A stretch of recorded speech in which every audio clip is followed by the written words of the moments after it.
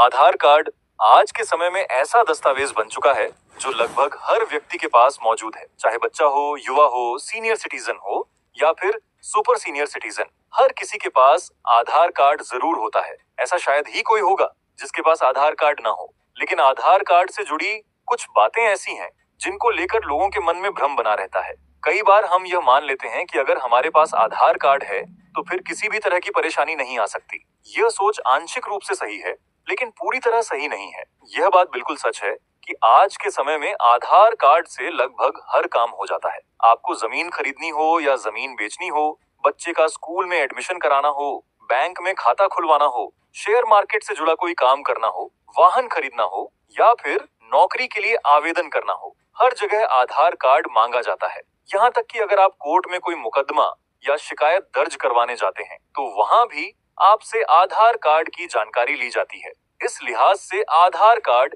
एक बेहद जरूरी और अहम दस्तावेज है।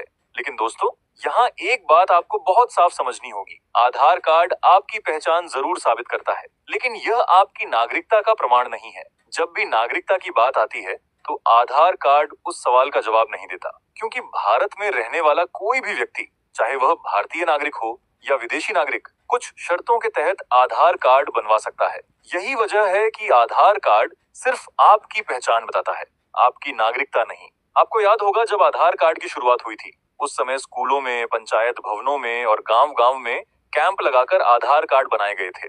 उस दौर में आधार कार्ड बनवाने के लिए बहुत सख्त दस्तावेज नहीं मांगे जाते थे। किसी ने वोटर कार्ड दिखाया, किसी ने ड्राइविंग लाइसेंस, किसी ने कोई और कागज, जिसके पास जो उपलब्ध था उसी के आधार पर उसका आधार कार्ड बन गया।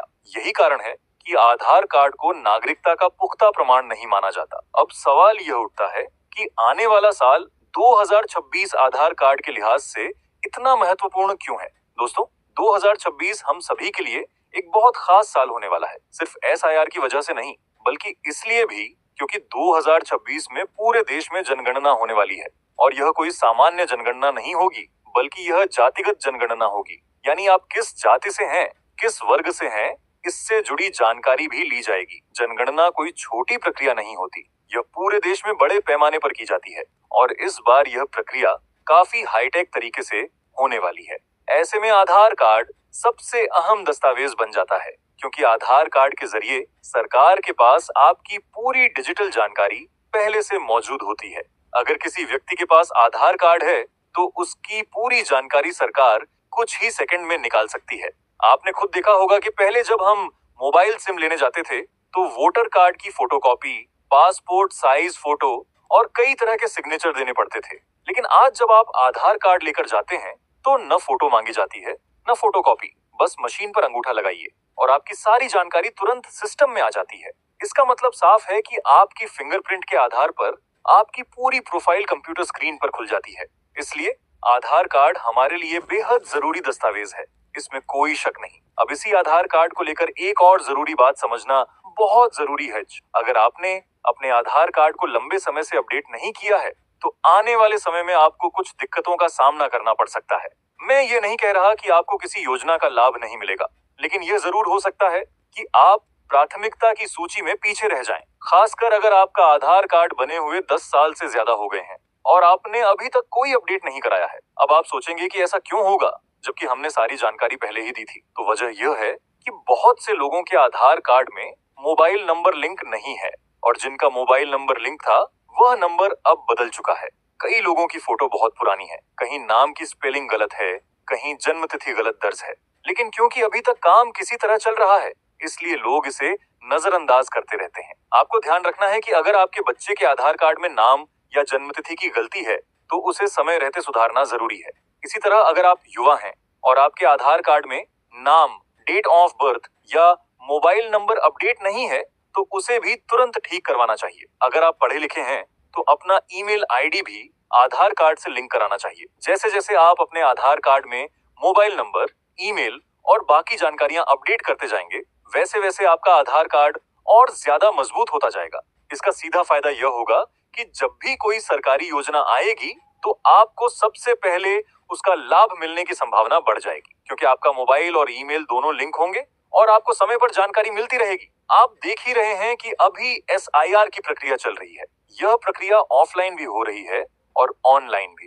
लेकिन ऑनलाइन वही लोग फॉर्म भर पा रहे हैं जिनके वोटर कार्ड में मोबाइल नंबर रजिस्टर्ड है।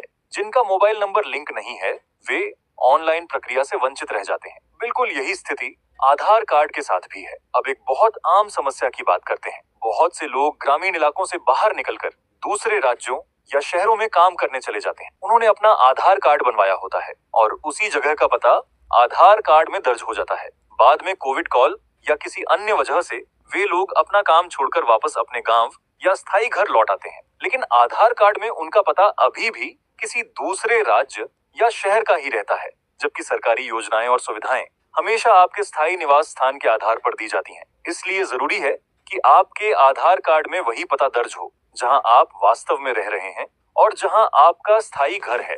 पता इतना स्पष्ट और सही होना चाहिए कि अगर भविष्य में कोई पत्र, नोटिस या सूचना उस पते पर भेजी जाए तो वह आपको आसानी से मिल सके। अगर आपके आधार कार्ड में पते से जुड़ी कोई भी गलती है या वह पुराना हो चुका है तो उसे तुरंत अपडेट कराना बहुत जरूरी है। साल 2026 इसलिए भी बेहद महत्वपूर्ण है क्योंकि एक तरफ देश में जनगणना होने वाली है और दूसरी तरफ SIR जैसी प्रक्रियाएं पहले से चल रही हैं। भले ही SIR प्रक्रिया में आधार कार्ड को मुख्य दस्तावेज न माना गया हो, लेकिन सुप्रीम कोर्ट ने यह जरूर कहा है कि आधार कार्ड को सहायक दस्तावेजों की सूची में शामिल रखा जा सकता है। ऐसे में जिन लोगों का आधार कार्ड काफी पुराना है, खासकर 2016 से पहले बना हुआ है, उन्हें इसे जल्द से जल्द अपडेट करा लेना चाहिए क्योंकि 2026 की जनगणना कहीं न कहीं डिजिटल सिस्टम से जुड़ी होगी और आधार कार्ड उसमें अहम भूमिका निभा सकता है। अब बात करते हैं जन्म तिथि यानी डेट ऑफ बर्थ से जुड़ी समस्या की। बहुत सारे लोग कोर्ट या दफ्तरों में यह शिकायत लेकर आते हैं कि उनके आधार कार्ड में जन्म तिथि गलत दर्ज है। कभी बच्चे की, कभी माता पिता की और कभी खुद की जन्म तिथि में गड़बड़ी पाई जाती है। ऐसे मामलों में जन्म तिथि को ठीक करवाने के लिए आप नजदीकी आधार सेवा केंद्र या ग्राहक सेवा केंद्र पर जा सकते हैं। अगर जन्म तिथि सुधारनी है तो इसके लिए आप जन्म प्रमाण पत्र, भारतीय पासपोर्ट, 10वीं की मार्कशीट या 12वीं की मार्कशीट में से कोई भी एक दस्तावेज दे सकते हैं। इन दस्तावेजों के आधार पर आधार कार्ड में आपकी जन्म तिथि सही कर दी जाती है। यह सुधार बेहद जरूरी है क्योंकि अक्सर देखा गया है कि आधार कार्ड में एक तारीख होती है और शैक्षणिक प्रमाण पत्रों में दूसरी, जिससे आगे चलकर कई तरह की परेशानियां खड़ी हो जाती हैं। अब सवाल उठता है उन लोगों का जो पढ़े लिखे नहीं हैं या कभी स्कूल नहीं गए। ऐसे लोग अपने आधार कार्ड में जन्म तिथि कैसे सुधारेंगे? ऐसे मामलों में पैन कार्ड एक अच्छा विकल्प बन सकता है। अगर आप पैन कार्ड बनवाते हैं और उसमें सही जन्म तिथि दर्ज होती है तो उसी पैन कार्ड के आधार पर आप अपने आधार कार्ड में भी जन्म तिथि को ठीक करवा सकते हैं। इस तरह पैन कार्ड आपकी मदद कर सकता है। अक्सर ऐसा देखा गया है कि किसी व्यक्ति के आधार कार्ड, पैन कार्ड और शैक्षणिक प्रमाण पत्र तीनों में नाम और जन्म तिथि अलग अलग होती है। यह स्थिति भविष्य में बहुत बड़ी परेशानी बन सकती है।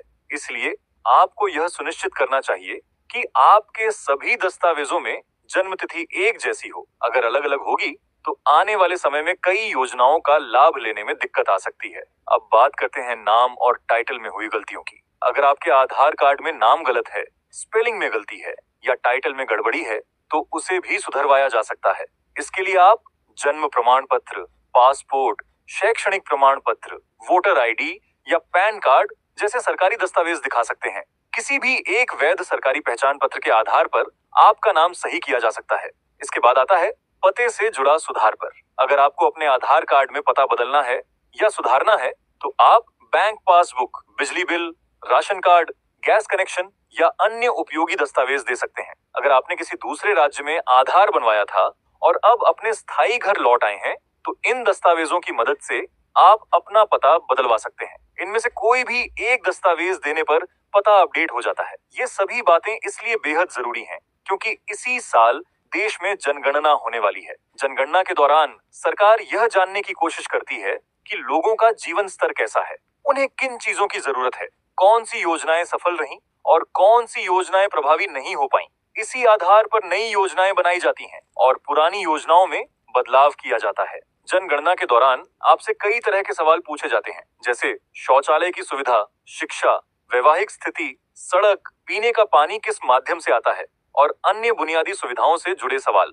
इस बार की जनगणना पूरी तरह डिजिटल तरीके से होगी और ऐसे में आधार कार्ड की भूमिका और भी अहम हो सकती है। इसीलिए 2026 में हम सभी की जिम्मेदारी बनती है कि हम अपना आधार कार्ड पूरी तरह अपडेट रखें, चाहे फोटो हो, मोबाइल नंबर हो, ईमेल आईडी हो या पता। अगर इनमें से कुछ भी बदला है तो उसे तुरंत अपडेट करा लें। अगर आपका पुराना ईमेल बंद हो चुका है या पासवर्ड भूल गए हैं तो नया ईमेल आधार कार्ड में दर्ज करवा लें। चाहे आप बच्चे हों, युवा हों या बुजुर्ग, हर किसी को अपने आधार कार्ड की जानकारी सही और अपडेट रखनी चाहिए। इससे आने वाले समय में आपको कई तरह की सुविधाएं और सरकारी लाभ आसानी से मिल पाएंगे। यही वजह है कि मैंने यह वीडियो बनाई है, क्योंकि अक्सर लोग कोर्ट या दफ्तरों में आकर कहते हैं कि बच्चे का नाम गलत है, जन्म तिथि गलत है, पिता का नाम गलत दर्ज है या स्कूल में रजिस्ट्रेशन नहीं हो पा रहा। इन सभी समस्याओं से बचने का एक ही तरीका है, जागरूक रहना और समय रहते अपने दस्तावेज सही करवाना।